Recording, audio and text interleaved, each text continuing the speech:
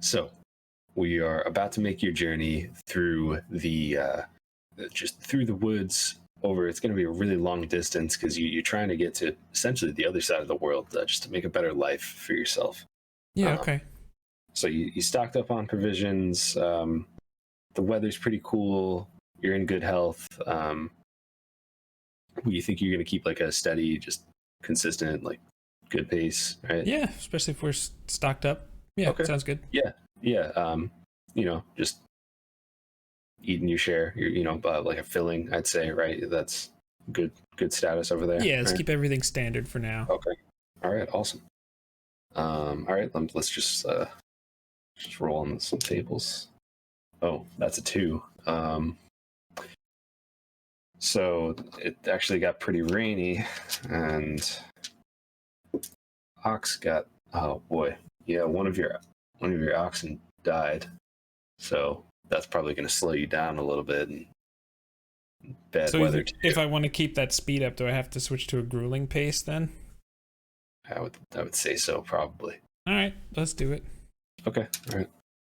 Let's just roll one other. Oh boy. All right, so a thief came in the night and stole 17 pounds worth of food.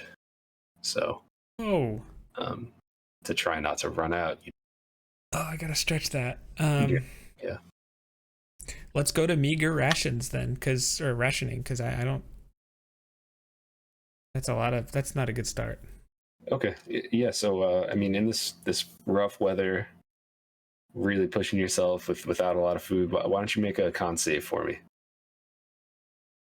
Okay. Oh no, that's a natural one. Oh, you just died of dysentery. Classic. Today we're going to be talking about the exploration pillar of D&D 5e. Stay tuned.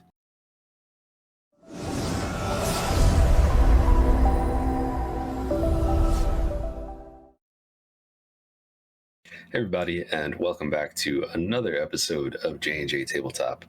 I'm your boy, Real Josh T.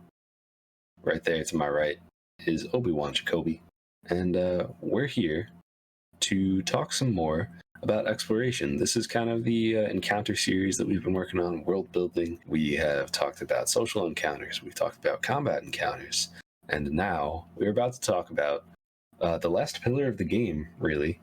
But before we get into that, just make sure you stay tuned and hit that subscribe button, because we will be putting all this together and then talking about tables and also creating a sandbox pretty soon. So stay tuned for all that, and stay tuned for this. Jake, what does DMG tell us about just the exploration pillar in general? Yeah, this is actually in the, I think it's page 3 of the player's handbook, and it says exploration includes both the adventurer's movement through the world and their interaction with objects and situations that require their attention. Exploration is the give and take of the players describing what they want their characters to do, and the dungeon master telling the players what happens as a result. On a large scale, that might involve the characters spending a day crossing a rolling plain, or an hour making their way through caverns underground. On the smallest scale, it could mean one character pulling a lever in a dungeon room to see what happens. It's kind of interesting that they describe it as that, because that's like, it pretty much tells you that the whole of the game really is exploration. If you're looting a body, exploration. If you're trying to run up the stairs, go into a room, whatever, even an insight check, I'd say, might even be an exploration. Psychological exploration. It's true. I mean, if you, just like in the social encounters video, you just get this sense that, like, we always talk about role playing and combat as well, and everything. It's just that thread that never leaves, no matter what's going on. And yeah, exploration's kind of no different, isn't it? Yeah. That being said, I think we're probably going to focus, because it is a massive topic. I think we're kind of going to focus on the broader scale and more exploring through, like, getting from point A to point B, that kind of exploration, and not necessarily the nitty gritty of like pulling levers and that kind of thing, which we will probably talk about that sometime in definitely the future. I don't know about the near future, maybe, who knows, but maybe if you let us know you want to hear about it in the comment section, that would probably definitely happen. But for now, let's talk about the official order of things for I guess how exploration is supposed to go according to the book, and according to the Wilderness Kit. It's kind of nice, and I think we actually have another, maybe we'll talk more about that. But yeah, there's some good stuff in here, and the first thing it has is the journey cycle. So basically, exploration starts off with determining the weather, and it's kind of funny actually, because you saw us joke in the intro about the Oregon Trail. Hopefully you're not too young to get that reference, but it's kind of funny because it almost seems like it's very similar to the Oregon Trail, honestly. You're figuring out the weather, right? Or is it good conditions, bad conditions? You're setting the pace. If everything's going well, you're probably going to keep a pretty fast pace. If you start to get sick or something, maybe you want to slow that down. I just had a thought. Yep. What if Oregon Trail was just some guy that played D&D and made it a computer random number generator? Do it. Definitely could be. There's a lot of variables that you could have as far as the pace, and I think we'll get into that a little bit more later. Then you're going to figure out the navigation. A lot of the time, especially if you have like a ranger in your party or an outlander or anyone who's proficient in survival, navigation could just be a simple survival check. Most of the time it's going to be pretty easy unless there are some other things going on. After you figure that, basically just trying to find out if the players get lost or not, you're going to determine encounters. This is realistically probably going to be the next week's video for the tables, but that could be a social encounter, that could be a combat encounter, that could be like finding something as far as like, more on the exploration side. There's a lot that could mean, but you're going to determine your encounters. Then you're going to track food, track supplies, make sure you're marking off your provisions, everything that you're eating and drinking or whatever, and then just track your progress. That's going to be different based on all the sorts of ways that there are to explore in the game, and we're going to get into that a little bit more in this video. And then you just rinse and repeat. So after you figure out how far you are, how much further you want to go, you just start back at the top, check the weather, set the pace, set the navigation. As long as you don't get lost, or even if you do get lost, you're going to determine encounters, check your food and supplies, check your progress again. And you're going to keep doing that until you get to where you're going. Pretty simple, right? Yeah, I mean, there's a lot of housekeeping that can be taken into account here, and different style games are going to feel differently about that. I know personally, unless something like a food source is really a part of the tension that's trying to be built, I don't want to be bothered by that. Like, that's just when I go to town, tell me I replace my rations and tell me how much I have to spend on it. But that's me. Like, or one of my biggest gripes about like The Witcher 3 was like I had to keep repairing my sword, and I was like, this is just so obnoxious. Like, I get it. So, but some people really love that kind of immersion, and if that's going to be the kind of game that you want to play, these kinds of things are going to really, really scratch the itch for that player, that nitty gritty survivalist, wilderness kind of person. I think they're really going to enjoy that kind of, exploration style. Absolutely. It's also why Jake is a really big fan of Star Citizen.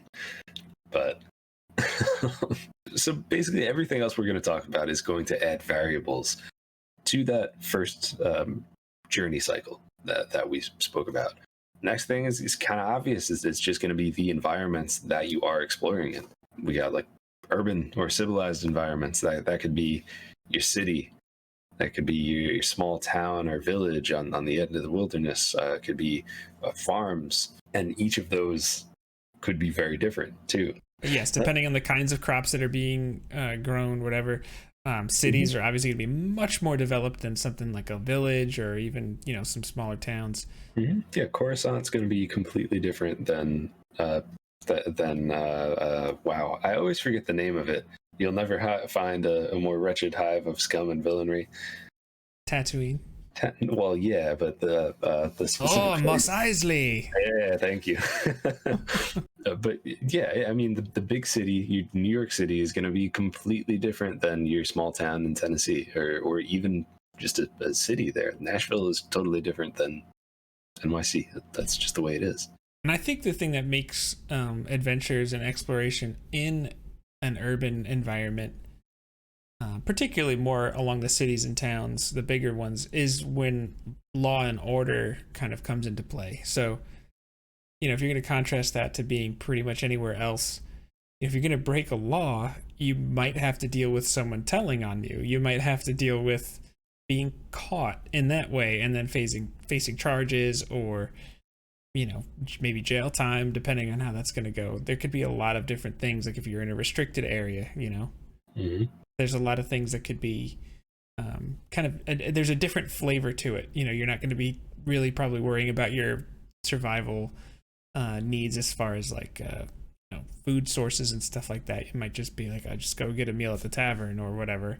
Yeah.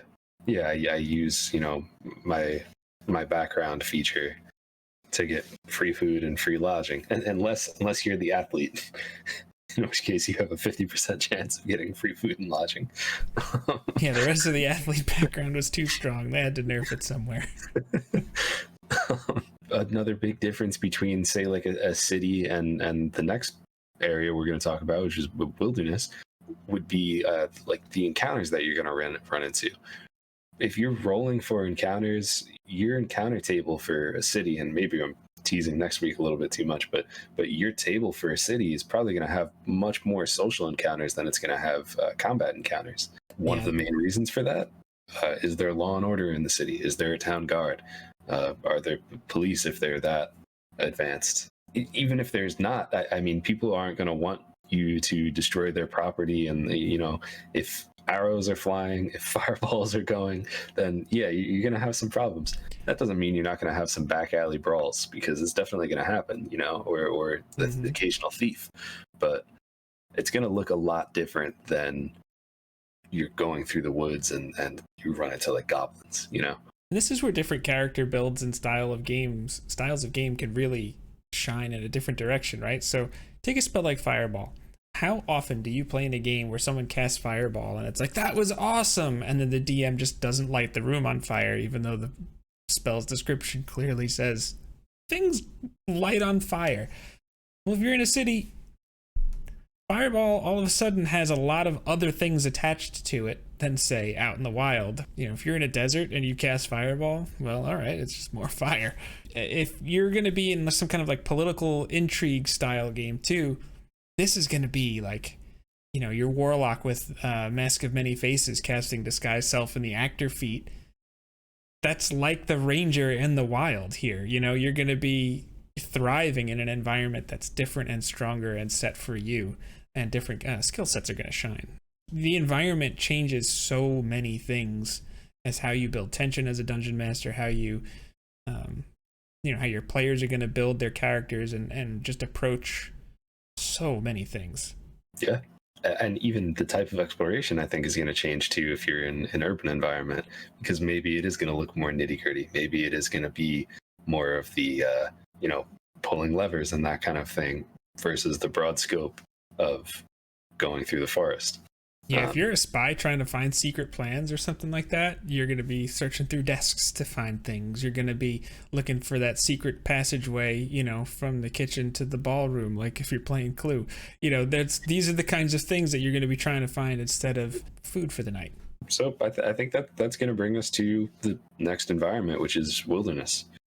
Wilderness could be a forest. It could be a desert. It could be mountains. It could be the tundra. It could be anything, plains. There's anything nature is really what we're going for there, or anything out in the open nature, I guess. And we kind of already discussed what some of the big differences are going to be here, which, just to kind of run through it again, maybe there's going to be less social encounters when you're exploring through a forest or a mountain. And if there is one, it's probably going to be more significant. The same way where if you're in a city and there is some sort of fight, some sort of agent comes at you with a dagger and, you're trying to be sneaky. You have your whole like Assassin's Creed thing going on. It's a huge deal. Whereas in the wilderness, if you run into some goblins, you're just going to fight them. But in the wilderness, if you run into some sort of interesting person and they want to talk to you, they don't want to fight you. Well, that person, even if they're just a normal person, if you find them in the middle of nowhere, I mean, most of the time your players are going to be like, what the heck are they doing here? even if it would be totally normal for them to be in the woods, unless maybe they find a strange woman walking around by a river and they make eye contact and just say nope and walk away. Yeah. But yes, just like in the urban environment, you don't rule out having fights, don't rule out having a social encounter. It adds a weight to just how, like, by chance a social encounter would feel out in the wilderness. It's like, oh, this seems, am I being followed? Like, you could have so many different extra angles for the players to start thinking about it. And if you have, like, so many players at a Dungeons and Dragons table, they're just paranoid. Like, oh, I see a person. Is he staring at me? Does she look like she's going for a weapon? Like, oh my gosh, what are they gonna? Yeah, it's like insight check. They're like, hello there, insight check. You're like, okay, like, but this is a way you could either just to mess with your players' heads if you want, because that's, I know as a dungeon master I probably do that more often than I should, but it just it adds to my fun. Don't rule out that sort of a thing. And maybe you have like a Falcon's Hunting Lodge kind of a thing like we have in Dragon of Icespire Peak. Maybe it's just a small little place of respite that they could go to. You never know. And some of the differences here are for different types of wilderness. It's probably going to be like access to resources, I would say. It's going to be a lot easier on average, I would say, to hunt and find food and water in a forest than it is in a desert. If you're in a desert, you'd be doing yourself a disservice to explore through a desert and then not care about, like, not track your supplies. And I know there's a lot of tables that, like, they don't track that, and that's fine. But if you're going through a desert and it's not going to be like a one-day thing, you're going through and maybe you don't know where the end is. Maybe you got dropped off in there. So when you look at a movie like The Good, the Bad, and the Ugly, there is that section where, and it actually happens a couple times in the movie, but they have to cross through the desert, and it's kind of like a punishment to the prisoner that they have, and they're not giving them water. You're talking about well over 100 degrees. There's no shade, hardly any water.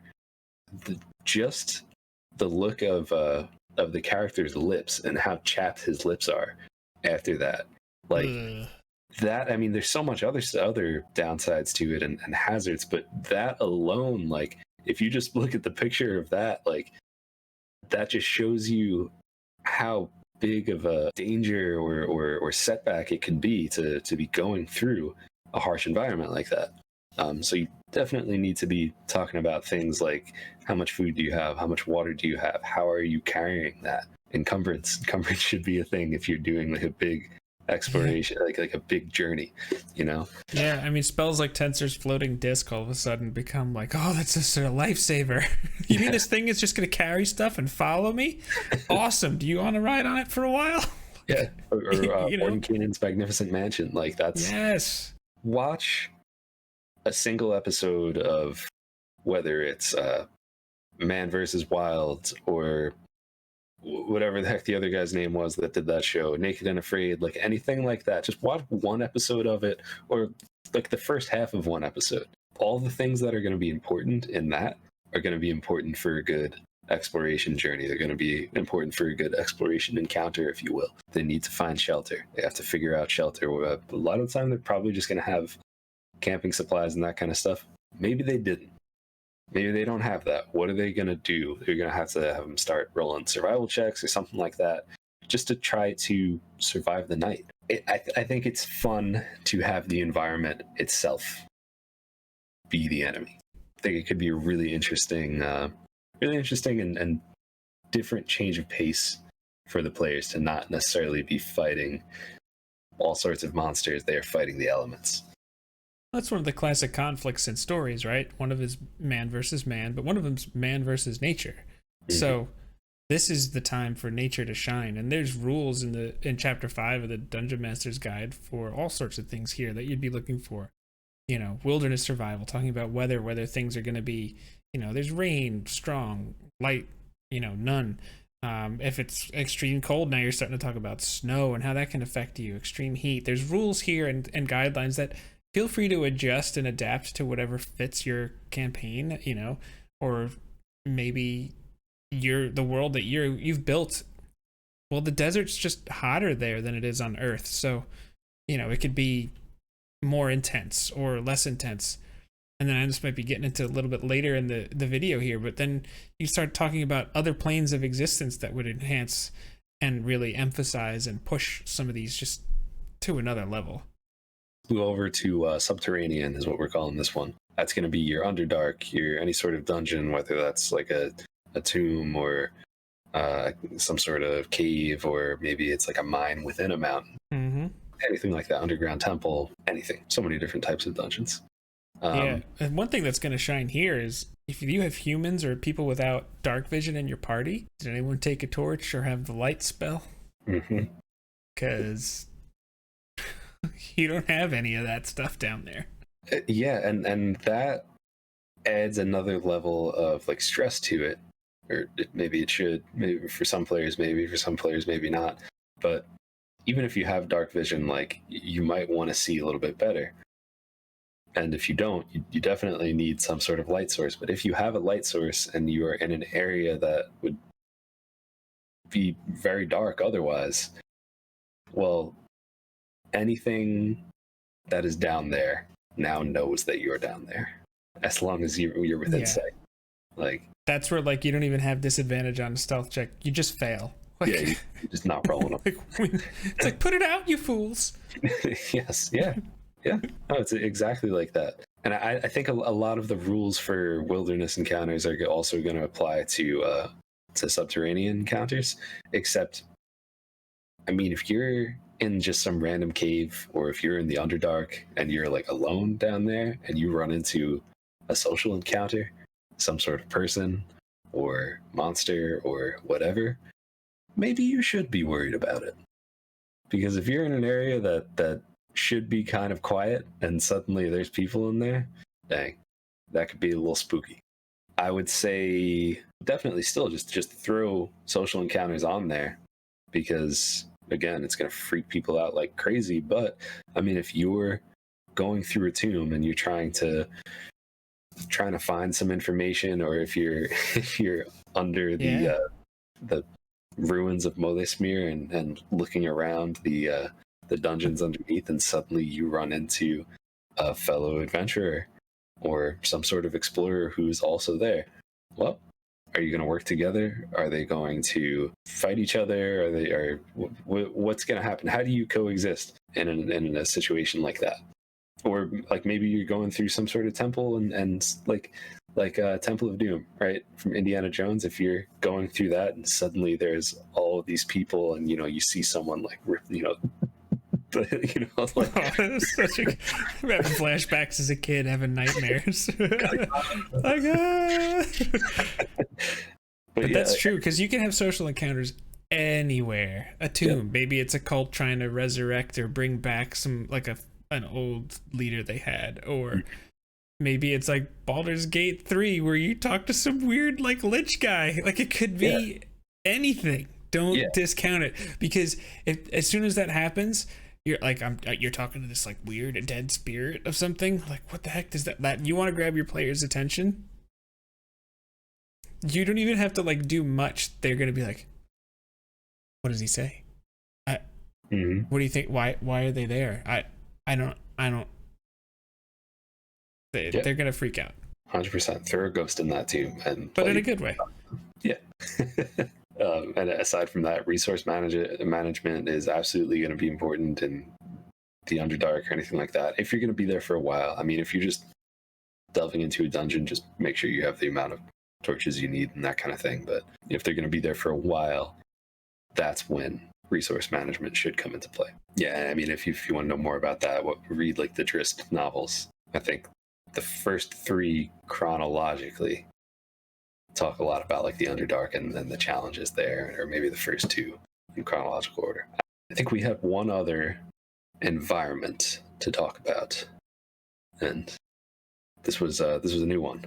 There's a lot of places, like there's rules for different kind of combat, whether it's like in underwater and things like that. But you want to have like a pirate game or a pirate campaign, exploring the open sea all of a sudden becomes huge. And again, you could have, there's tables in the DMG about, have a ghost ship. You want to talk about, sea elves or merfolk or the I'm gonna mispronounce this, but the Sahuagin or whatever they're called.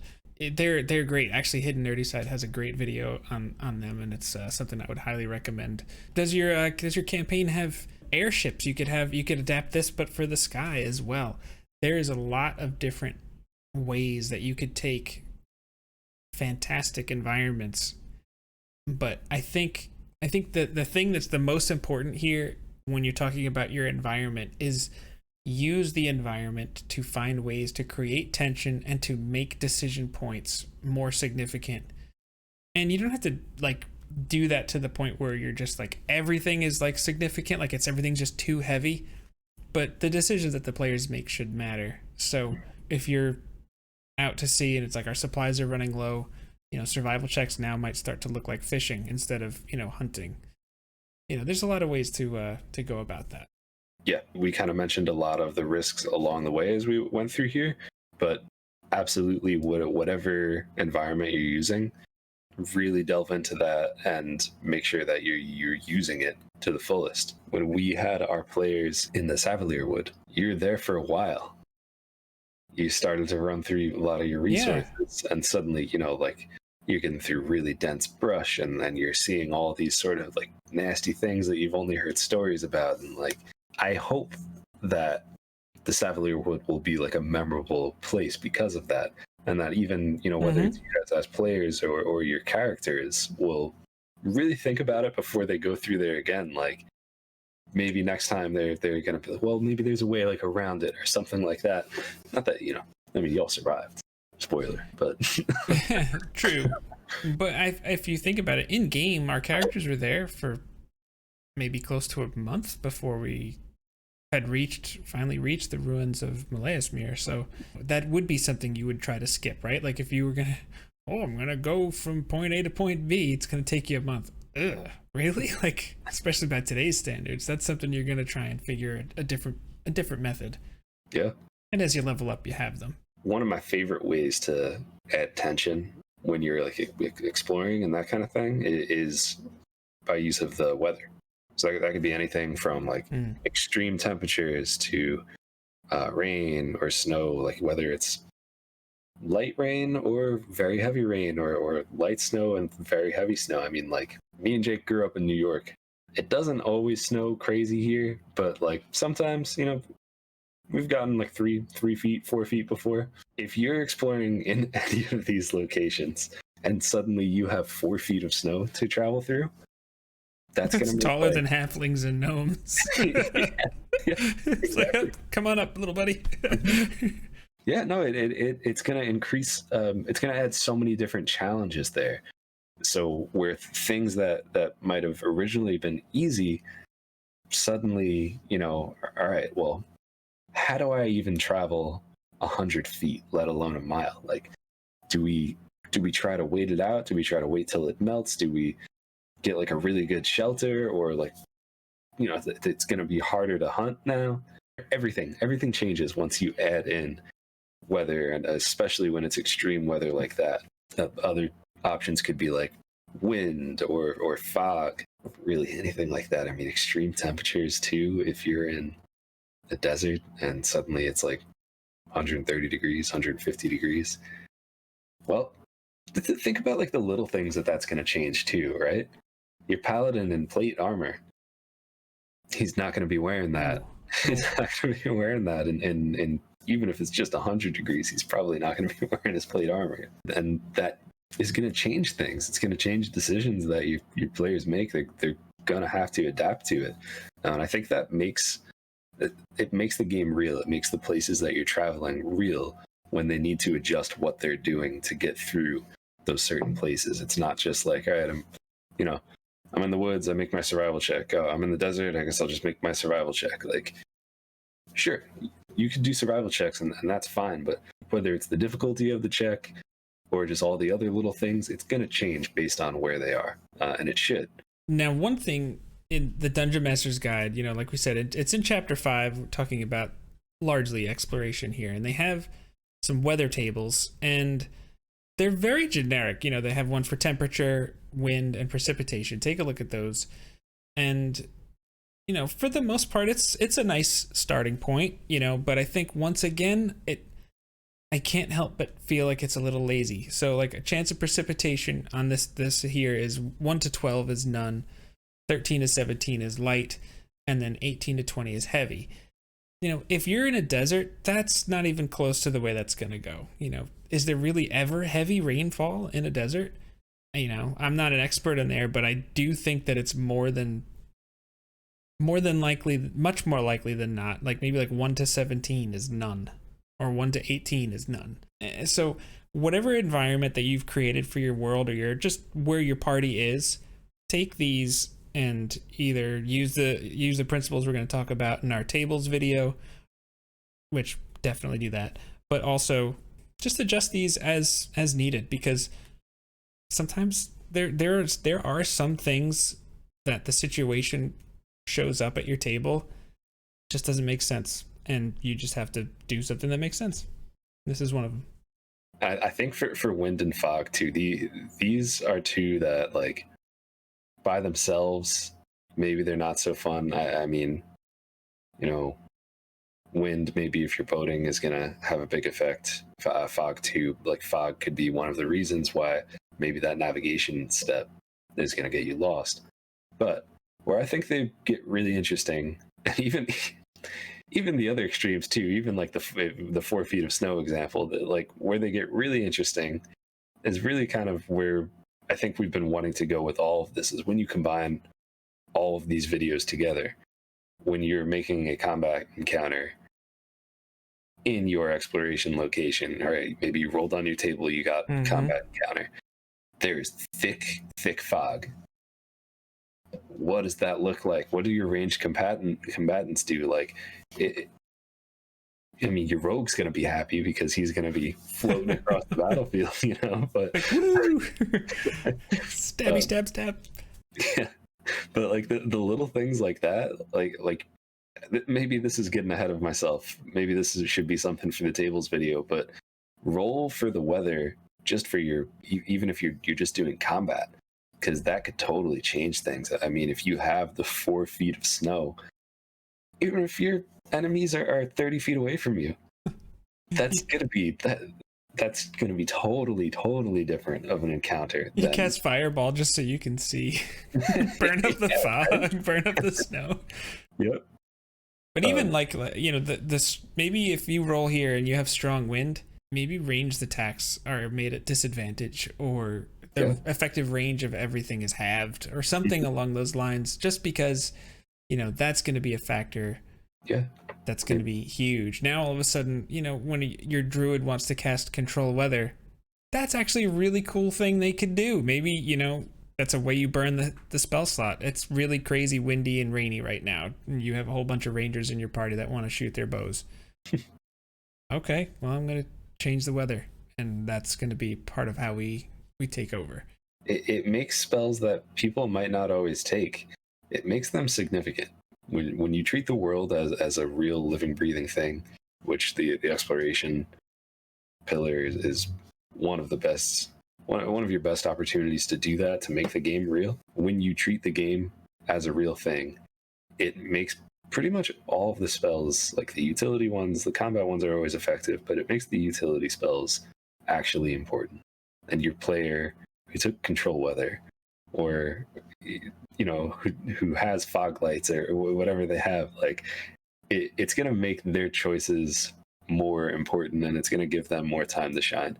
And at the end of the day, like anything that we're trying to show you here is something that's going to make your players feel like they have time to shine, right? Make your players feel like things are significant, like they're important, and that they're able to contribute. And when you make your players feel like that, they're going to be having a good time, and they're going to say you're a great DM. So that's all. It's what it's all about. Make your players think you're a great DM. Doesn't have to be true if they think it's true. Exactly. All right. So Josh, when we're talking about different things in when how you're just going to run exploration, there are certain decision points that need to be made, right? So this might be more on the smaller scale, or maybe it could be used on a larger scale depending on how it's run. But when do you use a map, or when do you make your players draw the map? What are your thoughts on that decision point? So that's an interesting thing, the like to map or not to map. It is just kind of it kind of depends on where, right? So if you're going through a city, if you're going through a town, I think more so a city, you're probably not going to hand a map out to your players if they're exploring through a city. You're going to talk to them about what it looks like. They're going to say, I want to go to the market. And you're like, okay, well, that's, it's going to take you this long to get there or whatever. And you're going to give them an image. Most people that I know, at least, most games that I know, they don't really have in-depth maps of the city. They might have an idea of like, this is kind of over here, this is kind of over there, just to have like a mental image of it. But you're not going to have it broken down street by street. And if you do, I'm impressed. And I want to be you, but I don't have time. Yeah, but I mean, this is, again, could go back to like if you're doing a political intrigue game where the urban environment is that important, that game is much more likely to have something like that than, one that might be what I would probably just call a more traditional format for a game. Yeah, that's fair. I think one of the other times where you might have like players map out something themselves, I think it's kind of old school, but and so you might know more about this than I do. No offense, I've only ever played Fifth, and that was when players would map the dungeon themselves. Like, you always have your player who is they're the coin master, right? They're the banker. They count the party phones and the items and everything. You want to be the banker when they play Monopoly. Yep. You have your player that's the note taker, and there used to be the player who's the map maker. They were the cartographer. When you went into a dungeon, the DM or GM did not have they didn't give you a map of the dungeon. It wasn't like, here's my dwarven forged tiles, walk across this. It was, here's some graph paper, I'm going to explain to you what's happening, and you're going to draw it out. Yeah, and this again goes along the lines of, it all depends on where you want to land on certain scalings between like keeping track of your rations, keeping track of, bowel movements. I don't know. But like, no, like some old school games like Pool of Radiance, Curse of the Azure Bonds, Secret of the Silver Blades. That was some of TSR's computer games, and every map I believe was in a 15 by 15 grid, maybe 16 by 16, because I think it might have started at 0 and ended at 15, so it's actually 16. Anyways, you might show up in a new area and the only thing you knew is what you saw, and then it might just say like 0, 8, and so you're just like, okay. And I used to take out a piece of graph paper and write it out so I knew what the heck I was doing. A lot of players, that's going to seem kind of cumbersome, but that is where that is part of the roots of this game. So there definitely are players out there that are going to enjoy that. Mm-hmm. As I've gotten more experience with it, that doesn't really interest me all that much. However, if you look at our Dragon of the Icespire Peak playthrough, I had digital maps that I could use. So I just put some Fog of War items all over the place. So, you go to that door? Cool. You open it? Awesome. And then I would just start removing it so that they could see. So it really is going to depend on your format too. Mm-hmm. None of you would care to, like, I'm not going to draw a map. I see it right there, Yeah. It also like, are you going to draw the map or are you going to give the players a map? It kind of reminds me of like the old game Zork, which was like a text-based RPG, like, you're in an open field, there's this to the south, this to the north, this to the east, this to the west, whatever. Then you just type what you do. It's easy to get lost that way if you're not taking notes. So I kind of think of it like that too. If that's the type of game you're playing, you don't have to play that type of game. I think most people probably don't. Another really popular way to play, and we kind of, I think we did a hybrid of this for Dragon of Icespire Peak, is hex maps. Dragon of Icespire Peak was a little bit of a hex map, kind of like our own take on it. But if you want to see an example of a hex map, I think we have one here from Dragon of Spire Peak. These are the remembered realms, right? The only remembered of the forgotten realms, Yep. it seems like. But this right here is a hex map. Why do they call it a hex map, you ask? Well, look at it. It's hexagons. So basically the way this works is each map is going to have a different kind of key where it's going to tell you 1 hex equals maybe 1 mile or 3 miles or however many miles or kilometers if that's your cup of tea, you know? Mm-hmm. Yeah, I think this one was 5 miles if I'm not mistaken. Yeah, 5 miles. And your characters are able to cross a certain amount of miles per day or a certain amount of hexes per day. Every time you go through a hex, that's when, if you remember our order of operations before, that's when you're going to be determining the weather, you're going to be determining the pace and everything. You know, if you're trying to run straight through one, well, your navigation check is probably going to be more difficult because you're just trying to run straight through. Like it's you might get lost if you're rushing, but you'll be able to travel through more hexes. Also, you're going to roll for encounters and all that kind of stuff. Every time you go on a hex, at the end of the day, hopefully you're able to get to where you need to go. That's pretty much how a hex crawl works. A lot of people like to play games that it's just a hex crawl. Like, there's no real goals. There's just like, here's a hex map. You know that this dragon lives here at this hex, and you don't really know what else is in between it. And people just like to roll through it and just give some generic descriptions as they go through, and that's exploration. That for a lot of people. Personally, I like a mix of all the things, I think. Yeah, I think so too. And I think part of it is, as the DM, you should definitely talk about this stuff at your session 0. But you also, just like a comedian that's up there and is telling jokes, if something's falling flat on its face, like, you have to know how to read the room. You have to be able to change gears when necessary. Mm-hmm. And this is all part of that process. If you're with the same group that you always play with, you know each other by now. You know the things that bother each other, you know the things that they really enjoy. But if you're playing with, maybe you did some kind of like LFG group or whatever, or what have you, and, that's going to be a thing. Like, hey, is a hex crawl something you like to do? How do you like handling large travels, like from, say, New York to Oregon? That kind of a thing. That's the kind of thing you might want to make sure you're on the same page with. Yeah.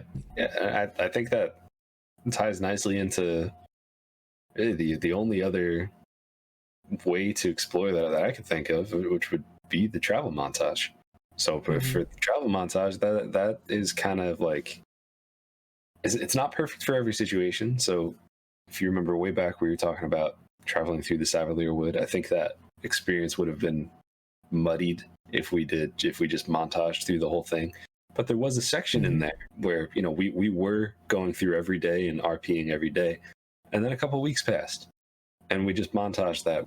But we talked about the kind of things that you all saw, and you were all able to give your sort of descriptions on things that happened. If you're doing a travel montage, you could still roll for encounters, but maybe do it less often than a hex crawl. Like, maybe it's, instead of rolling for every hex, maybe you do one roll for the day. Maybe you do one roll for a week, depending on how long this is going to be. Mm-hmm. At the time of this video right now, for Critical Role, they're exploring Isocross, and that's what they're doing every single day. They roll a d20, and then whatever I guess Matt Mercer has on his table, that's what they do. That's an excellent example of how to do something like this, and to not have just these giant journeys really linger on too long. Mm-hmm. Because sometimes the journey is the adventure, and then sometimes it's only supposed to be a little bit of it, right? Like you jump to hyperspace, and that should be the way it goes sometimes. You got to read the room. And that's where, like, I think one of the things we have down here is maybe your montage between cities or country borders. Like you're just doing kind of just a travel montage as you go through there, or maybe through woods that you've been in several times before and you're very familiar with.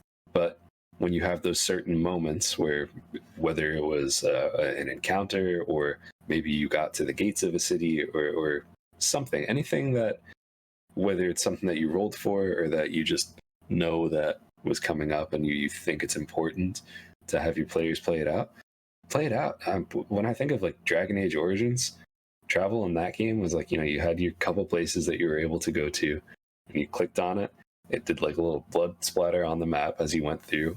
Yep. Most of the time you'd go straight through, but then sometimes maybe you'd run into some darkspawn or some warriors, some of was it Logain's men that were looking for you, and you had to fight those encounters or talk to those merchants or whoever it was, and it was a memorable experience, and I think it's fun to throw that kind of stuff in there.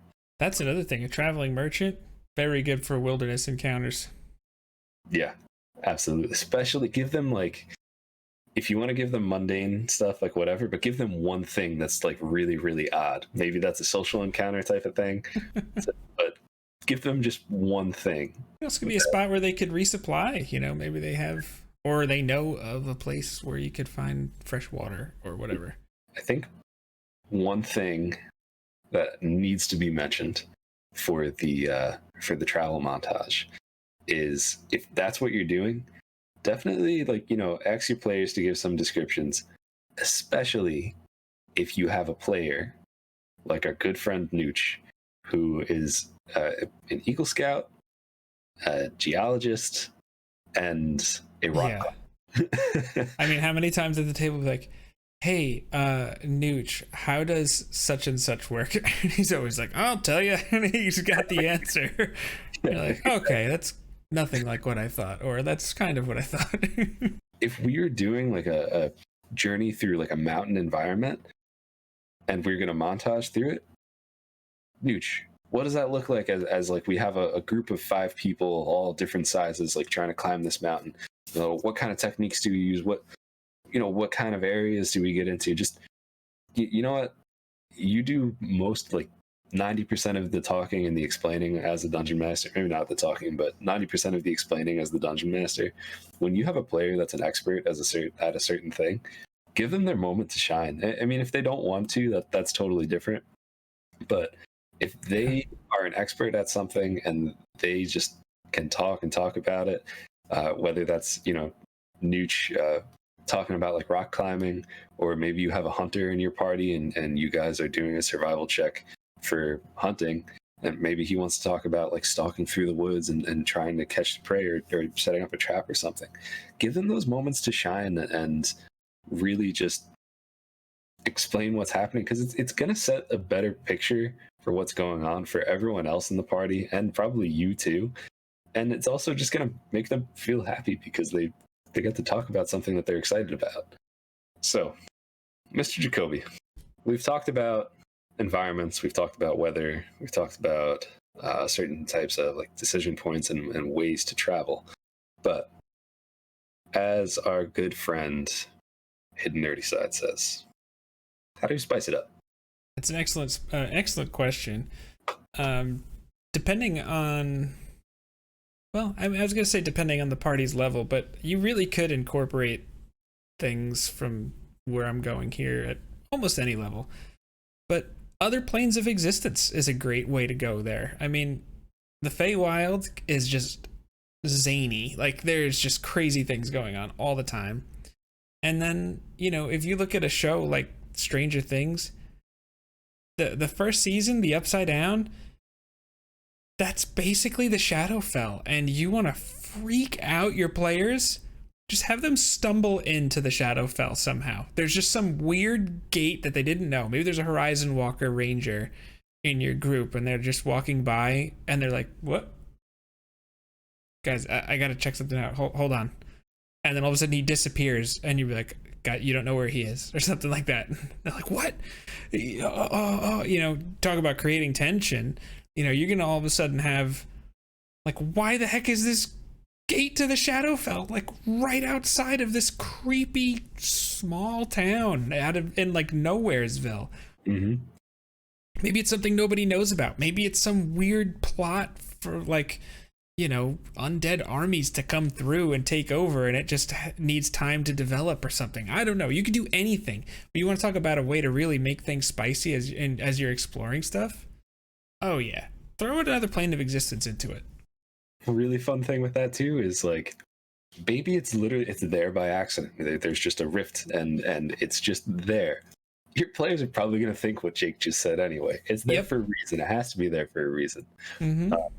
And even if that's not their goal, they're going to focus on it for a little bit, and that's going to be on their map. Like if they have their own little thing, they're going to put a big X on there, and they're going to say, "There's a portal here," and they're never going to forget that. And if they do have a time, like even if it's not an important thing, if you just have them like, you know, they go down the rabbit hole and they end up in the Shadowfell and they explore for a little bit and then they go right back and they know exactly where that little portal is. If so many bonus points to you if you incorporate that into a campaign, and way later, like maybe they go there at level 1 and then at level 12 they need to get to the Shadowfell. Yes. Like, wait, we found that portal at one time. Yeah. Absolutely. That's the kind of, this is just a little bit of a soapbox and just the thing, like that's the kind of little detail in a game that even if you have no plan for it whatsoever, when you put it there, you can grow that later on. Like it's one of those things that just makes the world feel alive. And then when that player at the table goes, "Oh my God, do you remember when we saw that?" Like that's the kind of thing that takes your game to another level. Like it just does. It's not the Railroad Express heading in one direction or not, because there's other ways to get to the Shadowfell. You could cast plane shift, you know, whatever the case may be. But maybe they don't. Maybe they need to get there at an earlier level. I don't know. That's the kind of thing that just separates D&D from so many other things. And if you can sprinkle that stuff in, like Josh just said, oh my gosh.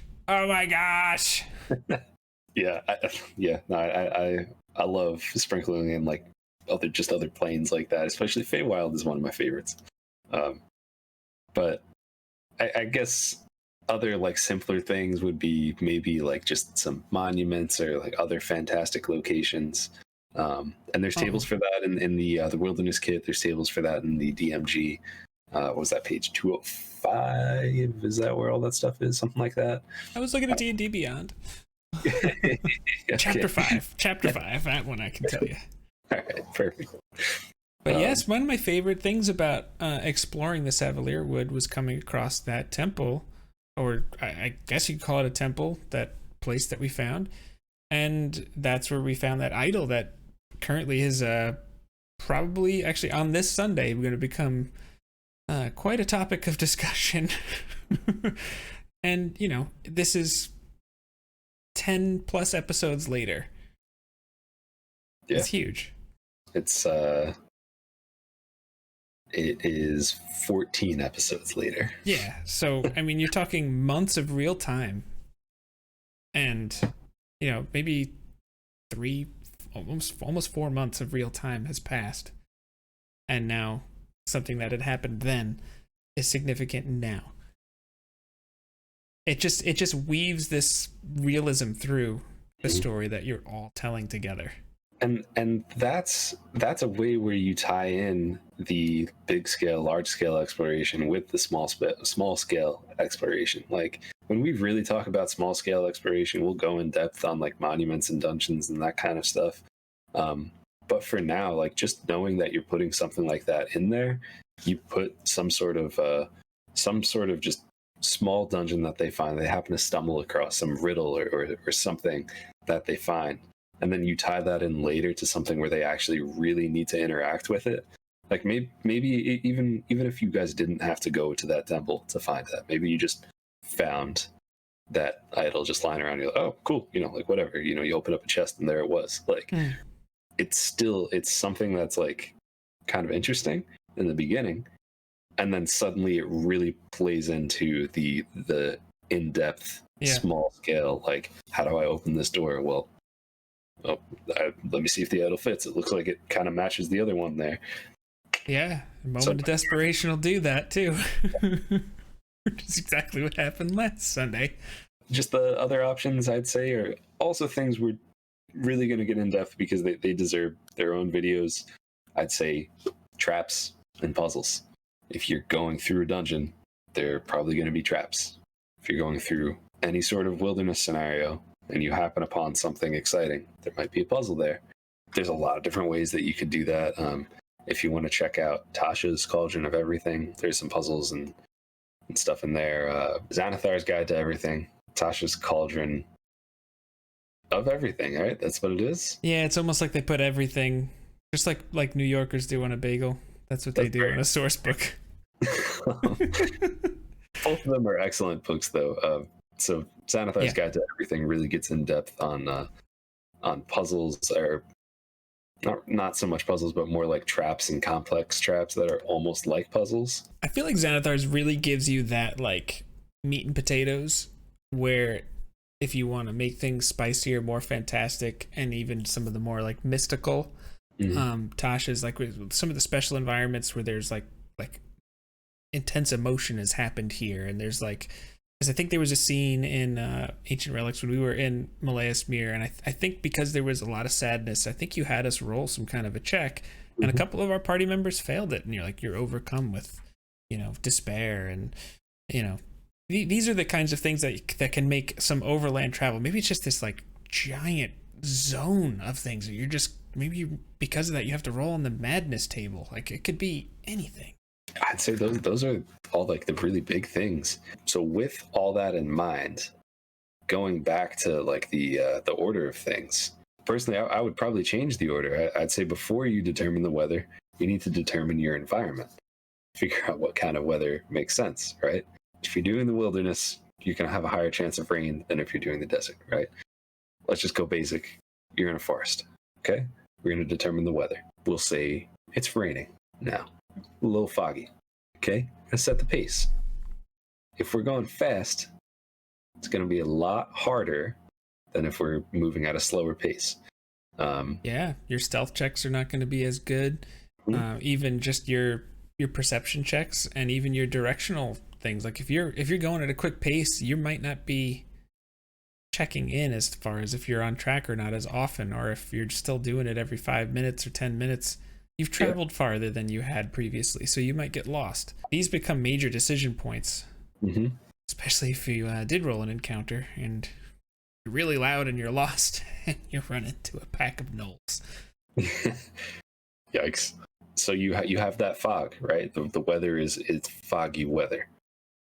If you're going at a fast pace, you're probably going to get lost. It's going to affect that next stage, the navigation stage. It's going to make it way more difficult because personally, if I'm setting DC on this, I'm not going to give you an exact number, but if I started it off at like, this is the basic number, I would be adding 2 for fog, and I would be adding another 2 for traveling in a fast pace, or maybe adding 4 for traveling in a fast pace in fog. But if you're trying to be stealthy, when you roll your stealth check and you're moving at a slow pace, it's going to be a little bit easier to travel through, and I'm also going to give you a pretty big bonus on your stealth checks because it is foggy. When you determine those encounters, if you have a D10 table, right? Maybe you're going to roll a D20 instead because it is so foggy and so hard to see all of these things. Maybe you only have a 50% chance of an encounter because you're going to walk past it. Maybe you're not going to see that monument because it is just, you're traveling at a fast pace. Absolutely. And I'd say, food and supplies in this specific example are not going to change that much. Yeah, you're still just as hungry just because the rain and fog doesn't change how many meals you eat in a day. If you're a halfling, it's like 7. And if you're anything else, it's 3. Yeah, and then, just track progress after that. When you just plug in all of those little things and all the little details within that order of exploration, that's going to make it a lot easier, I think, to figure it out in your mind as far as what it's going to look like. And you don't necessarily have to do that every time you travel. I think we showed a couple of examples where you don't have to do that. But if you're at home and you're trying to make a wilderness encounter or some sort of exploration encounter, maybe just plug and play. Just try to think about what's the environment, what's the weather, what kind of pace do I throw, or maybe give yourself examples for the pace. Like, well, if it's this pace, then they're going to have, this is going to happen, then this is going to happen. Think about all those little things. And this is definitely something we'll talk more about next week. But determining encounters, pre-roll those. Unless you're doing your hex crawl and everything's just going to be random. Pre-rolling your encounters so that you could actually plan for them and make them more interesting than just okay. Yep. All right, Goblin Warband. You guys are 19 feet away, and there are 4 of them. Roll initiative. And that's, I mean, the other style would be if it's a D6 table or something that's a little smaller. I mean, you could prep all of them if you wanted to roll randomly.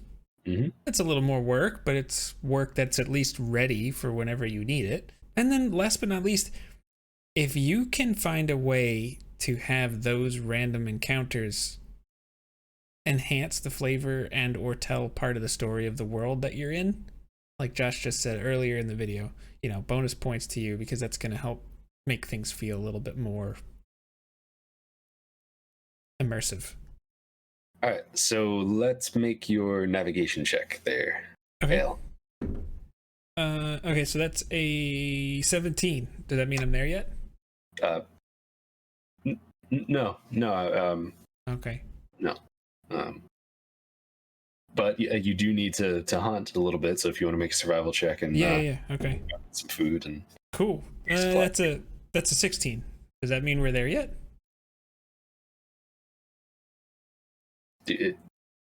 do you want to just like montage or like that'd be easier? Maybe that's best.